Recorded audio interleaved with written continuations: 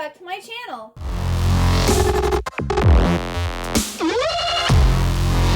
So this is going to be part 1 of my Full Moon Readathon reading vlog. The Full Moon Readathon is a readathon that was created and hosted by Jan Agathon. It is taking place from August 1st through August 13th.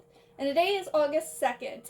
I am actually behind. I was planning on filming yesterday, but wow, was I busy yesterday. And I also didn't get much reading done either. So I woke up, had to work like normal, and then I had to clock out of work about an hour before my day was over because my husband popped a tire on his car last Tuesday, and so he's been having to use my car to go to work. And so I have to wait till he gets home to then go into the office where I work if I need to go into the office, because I'm a hybrid worker and I only need to go in if I have to do something in the office.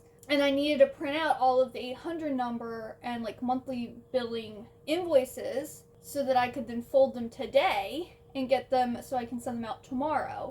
So I clocked out with at 7 hours. I exercised and I got ready. Just as I was getting done getting ready, my husband made it home. So I was gonna film before he got home, but he got home literally right as I was getting ready. And so then I had to go and get tickets to the Barbie movie because one of the theaters near us was completely sold out, and we wanted to make sure that we had tickets for the other one. And then I had to go and do the stuff in the office. Then we went out to eat at Black Hog, and then we went and watched the Barbie movie, and by the time we got home, it was after midnight. I was not going to film or anything. I did start the readathon already, though. So I talked about all of the prompts and what I'm reading for those prompts in my August and Full Moon Readathon TBR. I'll leave that linked above if you want to go and check that out. I'm not going to go through all of it again because I hope I can get all the books read, but if I don't, this is just, especially since it's not starting off that well either. I don't know how many books I'm going to read, but I'm starting off with the skeleton, and I'm reading one book for both prompts. So this is the prompt to read a book that's between 206 and 300 pages, and then a hardcover. Alone with You in the Ether by Olivia Blake is going to be the book for that prompt to collect that skeleton. And then there's an activity prompt that I will film when I go and do that. And I've gotten 47 pages into this. So like I said, didn't get much done. I was listening to an audiobook, but it's not part of my Full Moon Readathon prompts or anything, so I'm not going to talk about it. But I listened to almost 200 pages of that between yesterday and today. Wish I had the ebook or the audiobook for a book for my prompts, but oh well. This book so far though, wow. So I don't really know what I think so far. We have two main characters. We have Aldo and we have Reagan. And Aldo is a professor and Reagan is a docet at a museum. And he's there drawing hexagons in the museum, and she comes across him and tells him he can't be sitting there drawing, and they have a conversation. He leaves, and now they kind of can't stop thinking about each other. But the way this book is written is really weird. At first I'm is the author trying confused whether this is a play or if it's a novel? And then they have all these things where it's the narrator, an aging arthritic man in possession of many books. And then there's I guess what this person is saying. And then there's other things the narrator disapprovingly and then makes a comment. I'm I don't understand what it has to do with all of these narrators. It's just a very weirdly written book. Yeah, I don't know how much I'm gonna like this book, but I'm gonna read it all just to say that I did. But yeah, and then once I finish this one, the next book I will get to is The Shadow Glass by Josh Winning. So I will for sure be reading that. I'm sure I'll at least get through 2 books this week and maybe start the 3rd, but we'll see. But yeah, I'm going to get to reading this. Hello everyone, let me know what your first read of the readathon is. Happy to be here. I am currently reading Gone to See the Riverman. Is it going to fulfill any prompts? Probably not, but I started it last night because it was going to be my last read of July. And I have 60 pages left.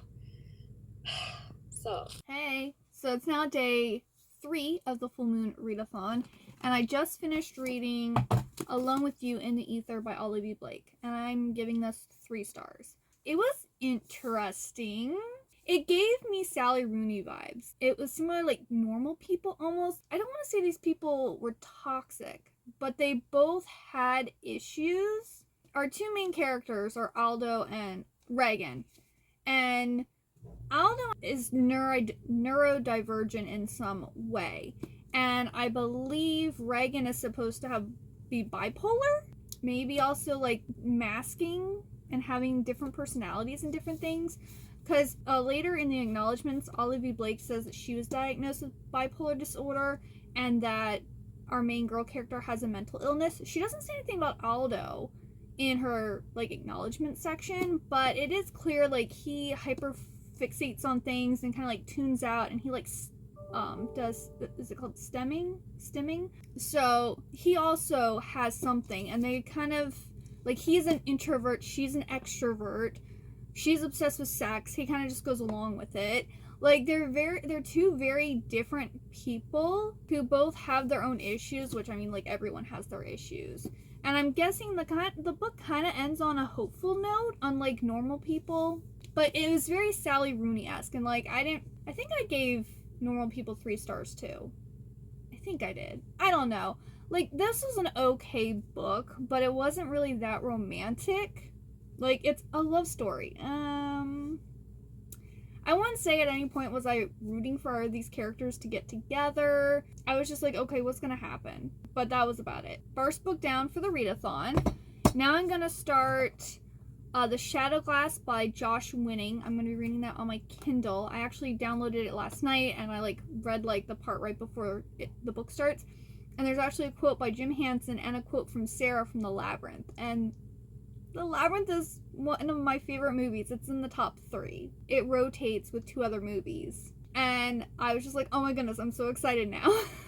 Because I absolutely adore The Labyrinth. And like, I'm hoping this book gives those vibes. I'm really hoping. All I know is it's supposed to be about like, I think, puppets from the 80s coming to life. And it's the son of a guy who like made movies with these puppets. So yeah, I'm super excited. I hope I like it. A few people that I like watch on YouTube have read it and they enjoyed it, but they didn't love it. But I don't know if they're like Labyrinth fans. You know what I'm saying?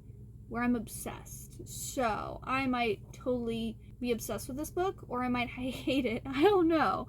But I'm looking forward to reading it, and I'm reading this one for the prompt. It's a jack-o'-lantern, and it's the a spooky nostalgic read, and I need to do my activity for this, so I might do that later. What's the activity I need to do? I need to take a picture of my favorite graphic tee. So I'll have to figure out what my favorite graphic tee is and then take a picture in it. And then I will have collected the skeleton.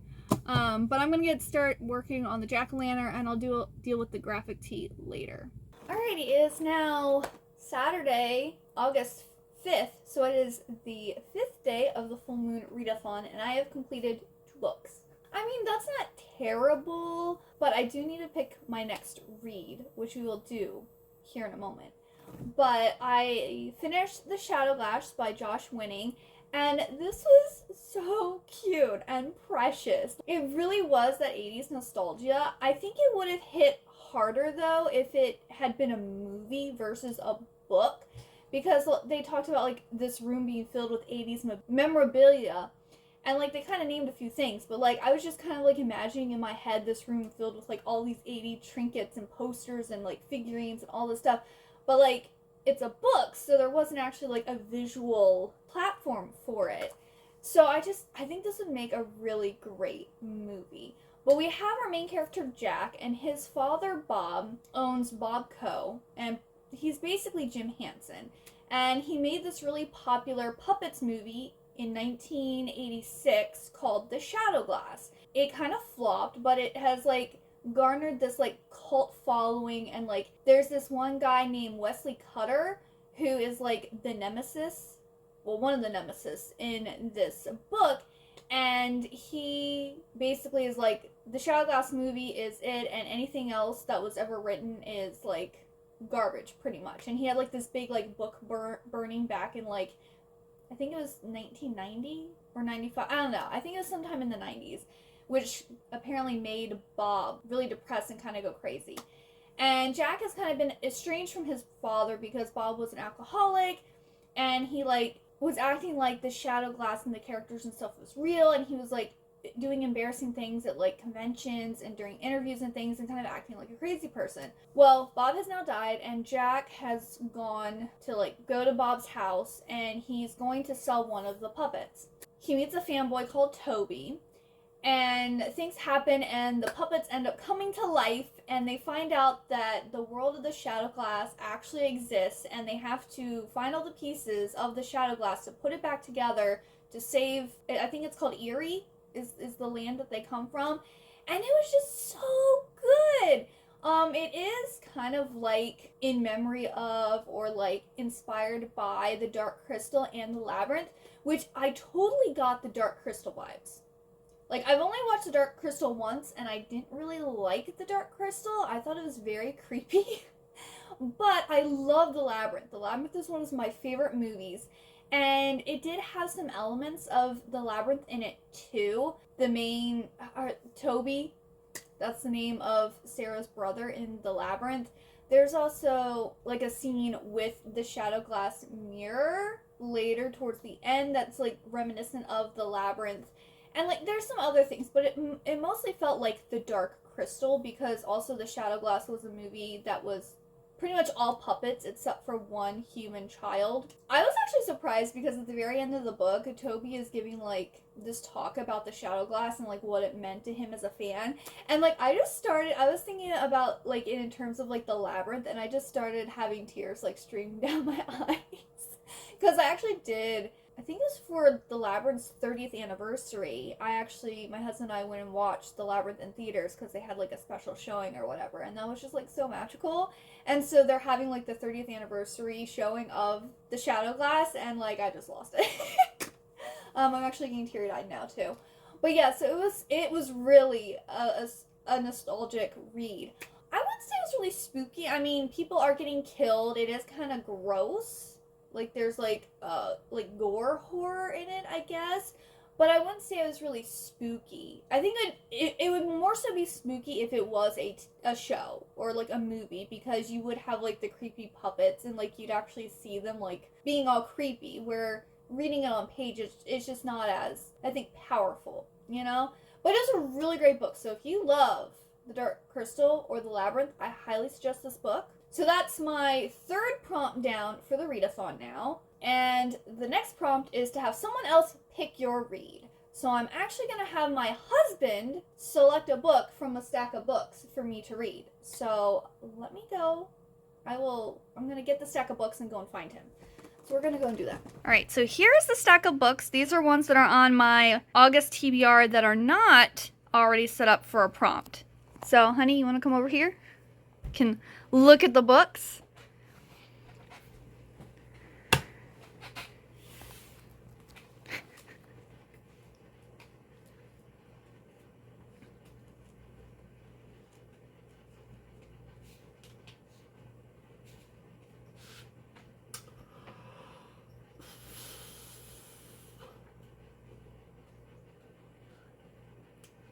This close to being able to use a dice. Well, you could still use a dice if you wanted to. No, I'll just pick. Okay.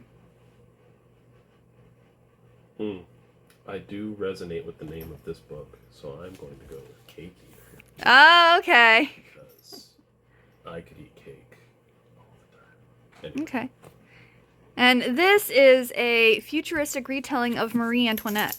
Let Yeah. them eat cake. Yes, exactly. I just love this cover. I literally bought it for the cover, and I really wanted to read this. So good pick, honey.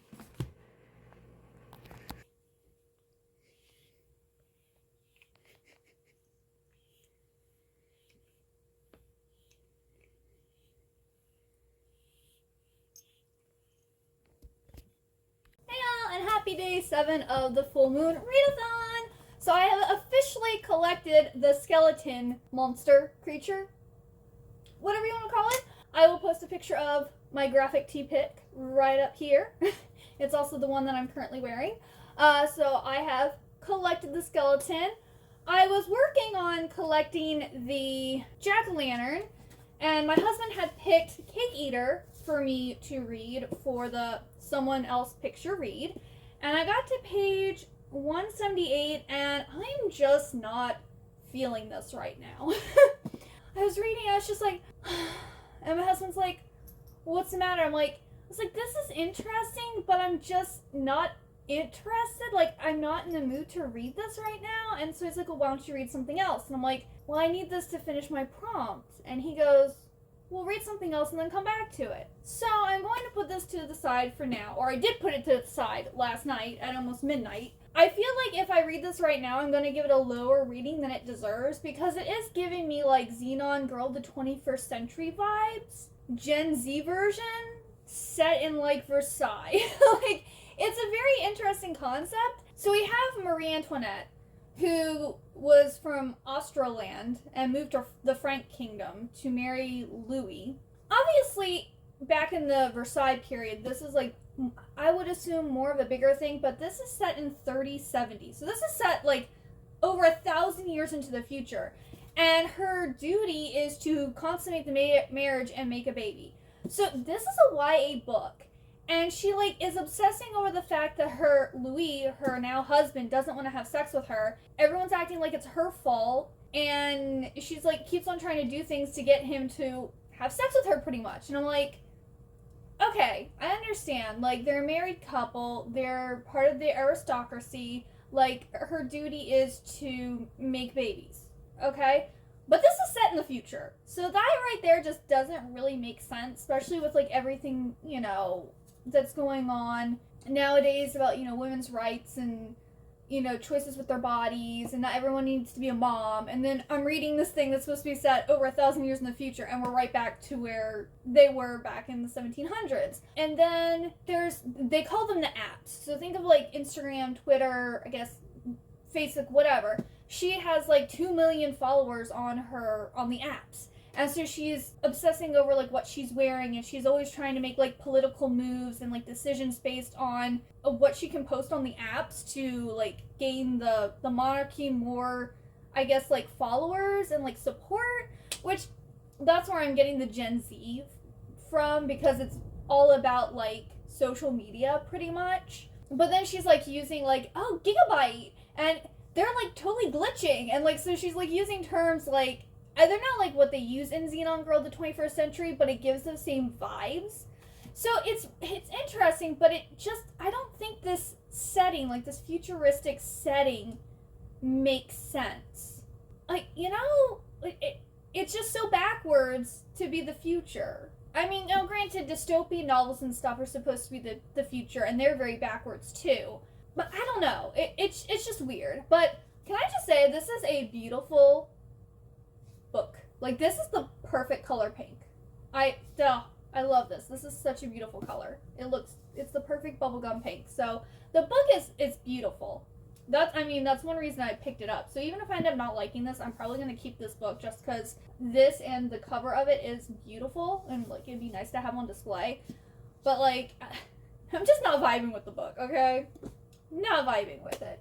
So I put it to the side, and I decided to work on getting the vampire character. And one of them is to read a book with your favorite supernatural creature. So, vampire. So I'm reading Fight Club by Rachel Kane. I'm on page 62. So I read about 60-some pages last night before I went to bed. This is actually, I think in my TBR, I said this is like the 8th or 9th book. It's the 10th book. For some reason, I keep on going, oh, I'm already on the 10th book. I mean, it would make sense that I'm further into the series, but I always want to think I'm on number 8 or 9, but I'm on number 10. So this is continuing the Morganville Vampire series. We have Claire, who, she might be actually college age now, but in the first book, she's a high schooler who's a genius, and she is going to college early. And she's working for this vampire scientist named Mernon, and he is trying to figure out a cure for the vampires' madness. Like, the vampires are going, like, blood crazy, and they like, are attacking, or they were attacking humans. I think in this one, they haven't been attacking people so far. One of the college students did get killed so far. But yeah, Claire lives in the glass house with her bestie Evie, who's a goth girl, Michael, who is Evie's boyfriend, and he's a vampire, and then Claire's boyfriend Shane, whose dad I think was a vampire hunter, but now he's dead. That's a spoiler, but I'm not going to tell you how he died or what he's doing now that he's dead. But in this one, there is a martial arts school that opened that is being run by a vampire who is, I guess, teaching humans how to defend themselves against vampires. So I'm wondering what's going on with that. Because we have a college kid that got killed, and then they're not sure whether it was a human or a vampire, and then we have this mysterious martial arts school that just appeared in town. That's all that's really happened so far. I'm looking forward to reading this. I am enjoying this. I'm maybe going to be able to finish it tonight, because I only have, I have less than 200 pages left to go, so we'll see what happens. That is the end of this vlog. I'm going to start part 2 right after I stop this. By the time this goes up, I think the full moon readathon is going to be over. If you made it this far, leave me the vampire emoji, and also like and subscribe, and let me know if you were able to collect either the skeleton or the jack-o'-lantern. Thanks so much for watching, and I hope to see you next time. Bye-bye!